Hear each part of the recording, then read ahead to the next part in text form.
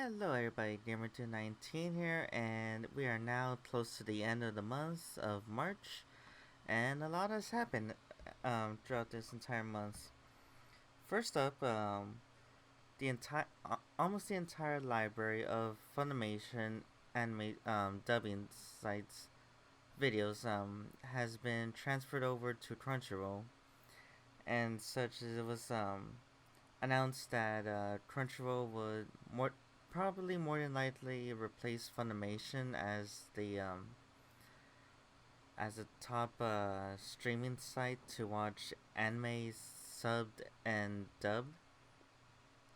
This came a bit quite a surprise for everyone, as everyone kind of expected that Funimation would remain under Sony and such, especially since Sony had bought Funimation and then later on they have bought Crunchyroll.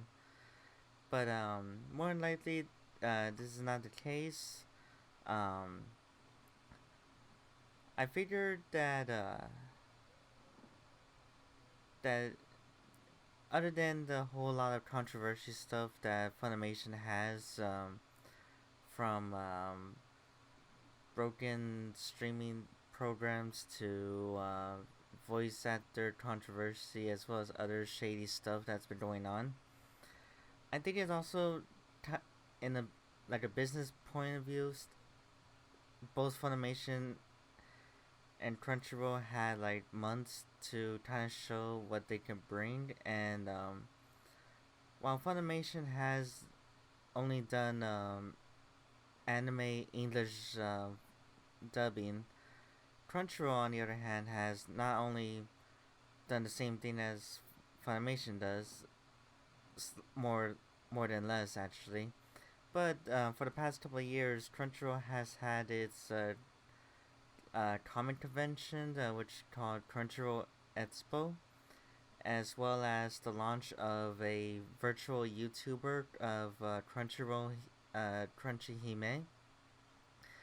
And so, more than likely, since they're kind of bringing in some of the money to Sony, um, that's more than likely my guess on why they decide to stick with Crunchyroll and more than likely not with Funimation. Some more updates to the Crunchyroll for the next several weeks, in which almost a lot of anime shows that has been produced by Sentai are to be removed, and amongst them is from what I saw, it was Food Wars to I think it was No Game No Life and many others.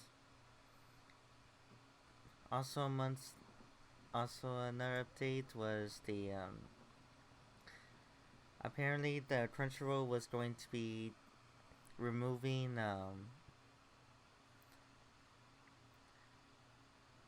what do you call it, like an option to watch anime with commercial ads,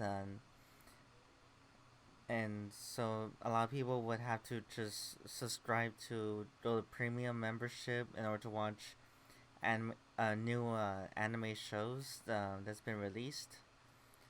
As far as I believe, that's what was going on. So like in this case, like for example, there's gonna be a new Prince of Tennis series coming soon, and so more than likely that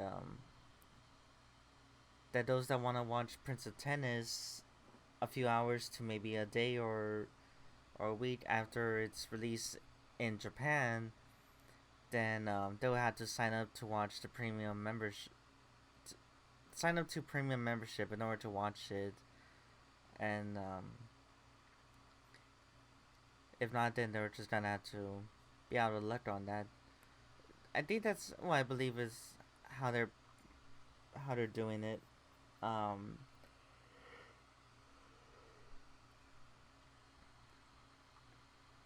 there seems to be like an update from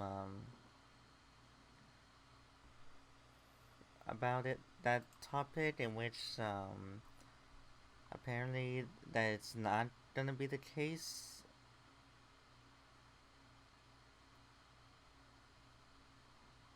Let me see.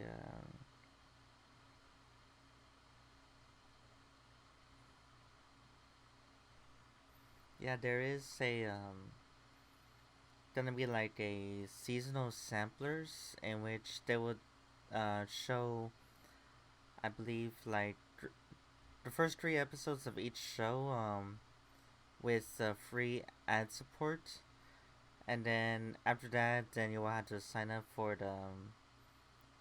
their subscription only uh, premiere,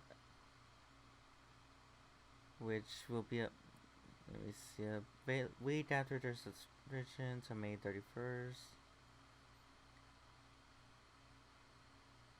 So for the shows that they have announced that's coming soon for next month, on April 3rd, Trapped in a Dating Simulator.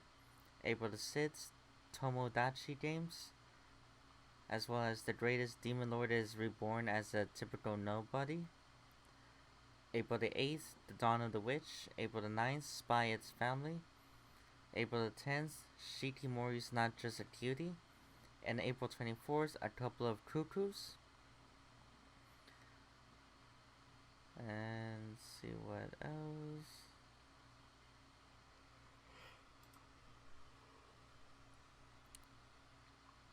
That's all that I could see. Then also coming soon, not for April, of course, but for later on down the road is an more anime of Rooster Teeth's show, Ruby, and it's titled Ruby Ice Queendom. It will air on Crunchyroll, Rooster Teeth.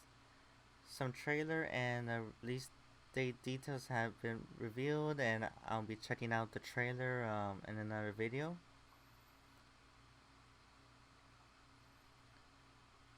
Just from looking at the image, it is more like a 2D anime visuals and compared to the 3D visuals. And of course, it'll be produced by Staff. I believe that's the name of the studio.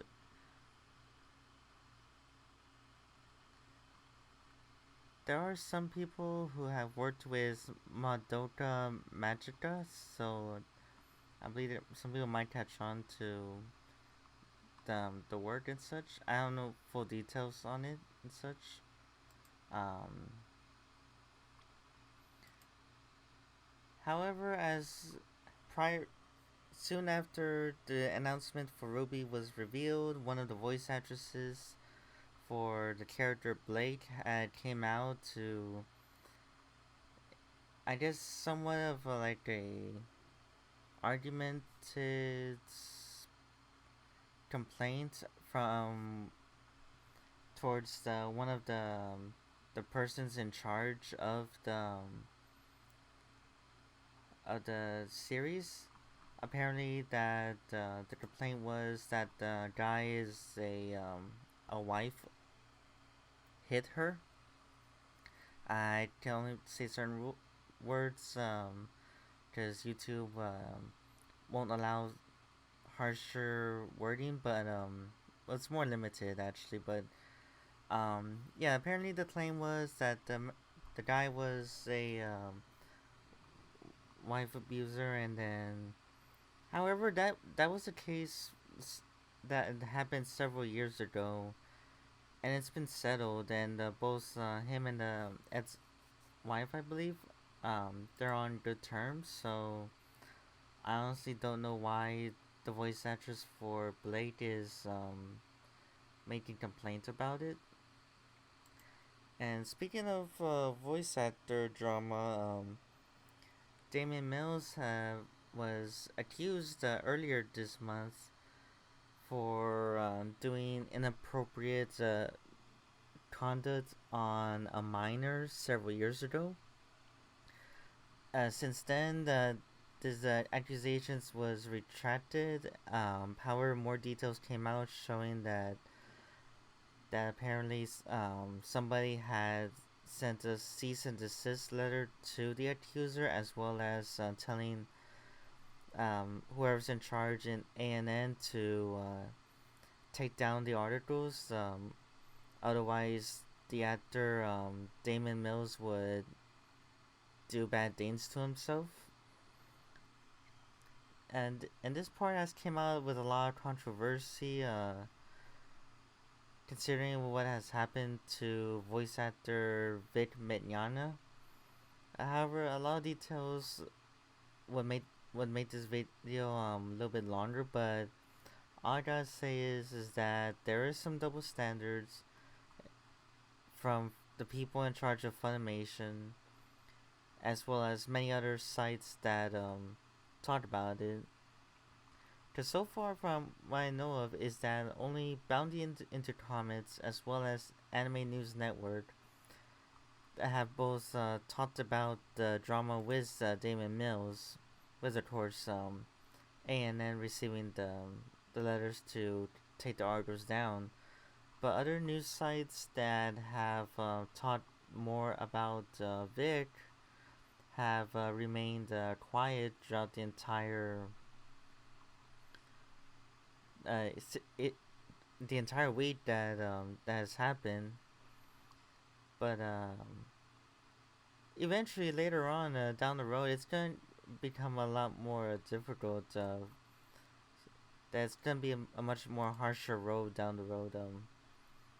So we'll see how it goes. And what else? New details revealed for a new Gundam series coming soon, as well as the Gundam film. Trailers for Gundam Witch of Mercury was revealed about earlier today, and then it's scheduled for a November release date with a prequel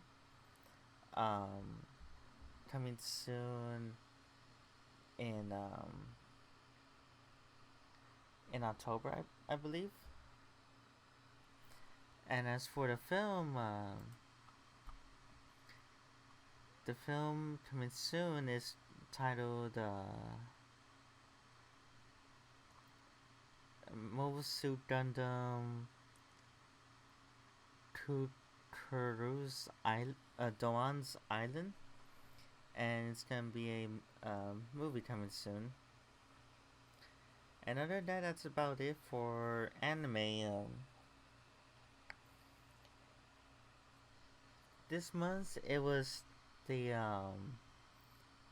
a Comic-Con like convention event in Japan, and it was hosted by a VTuber organization called Hololive, and there many fans went in, got some merchandise, as well as seeing a replica of the costumes worn by several Hololive members, and as well as quite a bit of the mascots roaming around, as well as like a Q&A panel with the Hololive members, as well as a concert performance, and it has lasted for about, I think, about 2 or 3 days.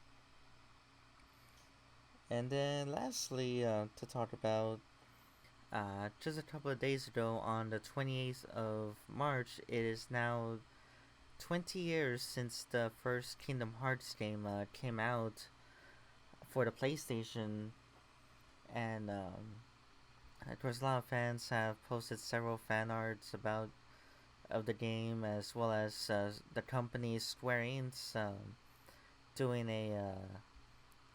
a birthday card artwork, and it showed the character Cloud standing on some of the buildings used for the background of the first Kingdom Hearts game, and there was something like similar to it with Final Fantasy's 25th anniversary, which showed the character for Kingdom Hearts named Sora standing above the buildings for the one of the Final Fantasy games. And lastly, going back on anime releases is some visuals, details, and a small trailer for an anime series called Kanto or Kantai Collection, and it's an 8 episode series that featured the main character named Shigure as her and several other members of a squadron will be taking part in a battle based off real life World War II battle of Sherdiao Strait, and which of course, fortunately, of the many participants that was in the battle, only one survivor had managed to escape from the battle. But so we'll see how it goes. And that's about it on this short little on this video. Sorry for the little quite stuttering, and lastly, until next time, everybody. See you soon.